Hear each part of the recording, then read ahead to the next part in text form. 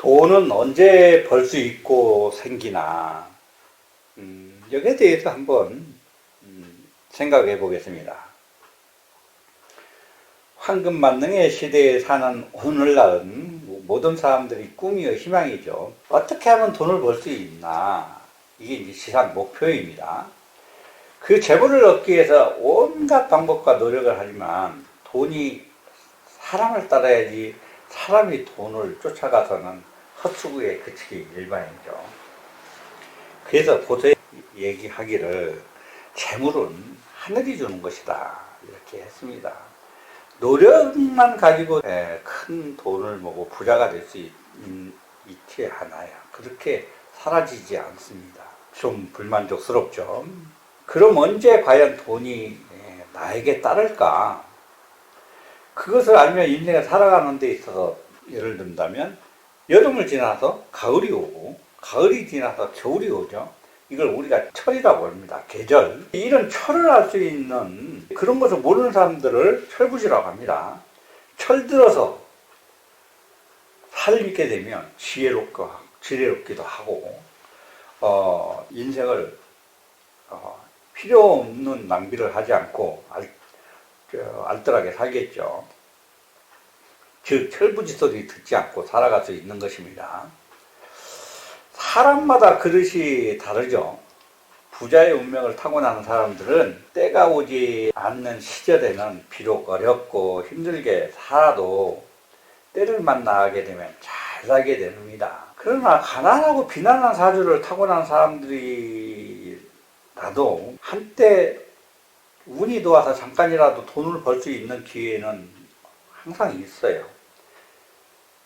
그래서 애당초에 그릇이 크고 조상의 음덕이 있거나 부잣집 자손으로 태어났어도 때를 만나지 못하면 가업이 망하고 집안이 망하고 가난하게 사는 사람들을 얼마든지 우리가 주변에서 볼 수 있습니다. 참 운명이라는 건 묘한 것이죠. 그러면 언제 돈을 벌어 어깨를 펴고 살 수 있을 것인가?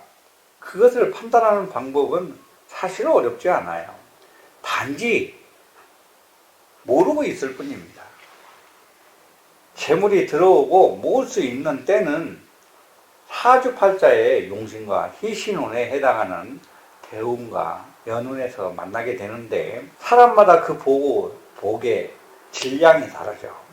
시기도 각각이고 그래서 그것을 구분하는 방법은 사주팔자 명리학 말고는 알 수 있는 방법은 사실은 없어요. 그래서 명리학이야말로 소중하고 신통방통한 것입니다. 그래서 서인들이 정말 이 공부를 정말 열심히 해서 기록으로 남겨서 오늘날에 이르는 것입니다. 어느 사람은 종신토록 제대로 부자로 살고 어느 사람은 선빈후부, 처음에 가난했으나 나중은 부자로 사는 사람이죠. 어느 사람은 선부후빈이라고 해서 당초 조상의 음덕으로서 부모 때나 태어날 때는 잘 살았는데 나중에 다 몽땅 재산을 잃어버리고 가난하게 사는 그런 사주로 태어나는 경우도 있어요. 종신토록 부자로 산다는 것은 정말 쉬운 일이 아니에요. 그러나 대대로 부자로 후회의식하며 권력마저 누리고 사는 부자들을 볼 수 있습니다. 그런 사람들은 어떤 사주를 가지고 있을까? 그런 사람들 사주를 보면 바로 중화를 잘 이루고 있는 것을 알 수 있어요. 사주가 서로 이제 싸우지 않고 쟁투가 없고 서로 상생합니다.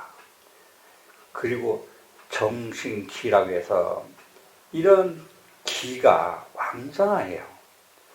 그 기운들이 가지고 있는 오행이 힘이 있는 것을 알 수가 있는 것입니다. 이러한 사주는 어떠한 흉한 운을 만나도 흉하지 않고 기운을 만나면 풀같이 일어나서 큰 부자가 돼요. 자, 사주를 한번 예를 들어봅니다.